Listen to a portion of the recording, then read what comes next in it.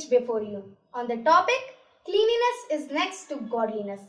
Cleanliness is next to godliness is a most famous proverb which tells us that cleanliness is a very good habit and leads the way to godliness or goodness in every walk of life by keeping our mind, body and soul clean and peaceful. It means cleanliness takes a common man to the proximity of God. Cleanliness means devotedly clean and godliness means devotedly religious. Being clean is very mandatory for all of us to get a healthy body, mind and ultimate success in our life. It is the cleanliness only which helps to improve our personality to keep clean externally and internally. Cleanliness gives rise to good character and people with good character become moral and religious in their life.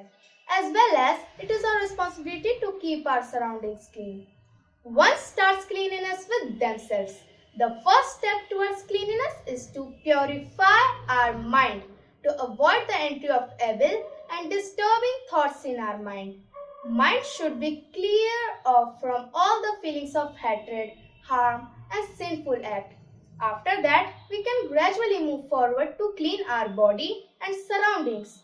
Cleanliness plays an important role in reducing the chances of catching diseases. It also improves the durability of the body and is essential for the mental well-being of the individual as well. This is because a clean atmosphere has a positive effect on our mind.